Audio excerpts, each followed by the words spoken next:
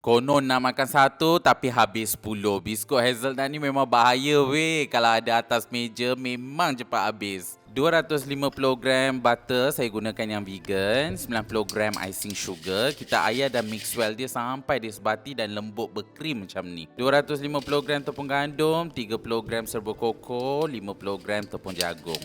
Air dan gaul sebati semua dan uli dia sampai jadi macam ni lah. Dough tu kita biar dalam peti sejuk selama 20 minit. So senang sikit nanti kita nak buat cookiesnya.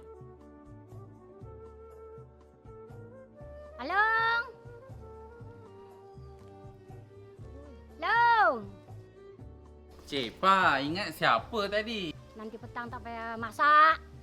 Nanti makcik hantar. Oh, bolehlah macam tu sebab Along pun tengah sibuk buat kuih raya. Awal lagi buat kuih raya dah. Biasalah Along kan. Tak apalah, nanti petang kan jumpa lagi. Once dough tu dah sejuk, kita boleh buat berbola kecil-kecil macam ni dan salut dia dengan almond nips. Sebelum bakar tu saya tekan dia sikit, bagi dia lepeh dan ada lubang kecil kat bahagian tengah-tengah tu supaya kita boleh piping coklat nanti. Preheat oven, bakar dalam suhu 160 Celsius selama 15 hingga 20 minit macam tu lah, ikut oven masing-masing kepanasan tu kadang-kadang. Akhirnya kita piping coklat kat tengah-tengah tu, boleh bakar balik selama 30 saat macam tu bagi dia set dengan cookies tu.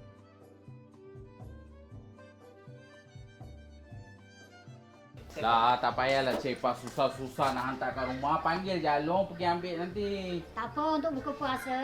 Ya. Yalah tu, selamat berbuka ya. Baik-baik jalan nanti. Ya. Korang dah buat berapa jenis kuih raya ni? Kalau korang ada cuba kuih resepi ni, jangan lupa tag Along tau.